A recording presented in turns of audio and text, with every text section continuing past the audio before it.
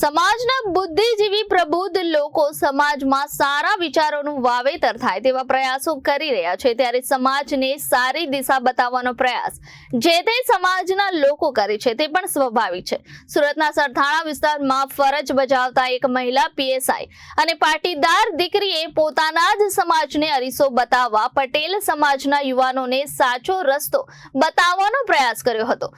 તો આવો જાણીએ શું કહે છે આ પાટીદાર દીકરી। અને બાકી એ ખાસ હું તમને કહું, જેન્ટ્સ તમે લોકો રાત્રે મારામાં હું તમને સરથાણા પોલીસ સ્ટેશનની વાત કરું, સાંજે અમે લોકોનું કામ છે કે સૌથી વધારે નશાની હાલતમાં હોય એમના કેસ કરવા, એટલે અમે અમારા ટાર્ગેટ ઉપર નીકળતા હોય છે કે આટલા કેસ આજે કરવાના છે। એમાંથી 15 છોકરા લાવ્યા હોય, એમાંથી 10 છોકરા પટેલ સમાજના હોય છે। આ વસ્તુ વિચારવાની વાત છે। મને જોઈને બહુ દુઃખ થાય છે કે અને પછી તમે હાથ જોડો છો આવીને કે સાહેબ તમે તો પટેલ છો, તમે તો સમજો।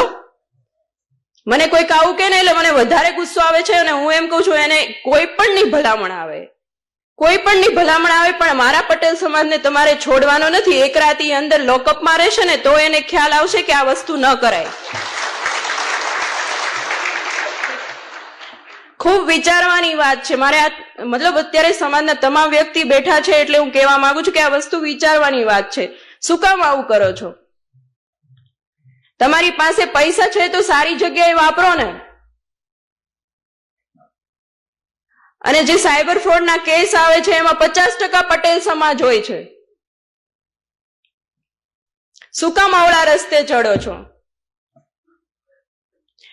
પટેલ સમાજે આટલી નામના મેળવી છે, આટલું આગળ વધ્યા છે, તો શું કામ આવી રીતે પતન તરફ જવાનું?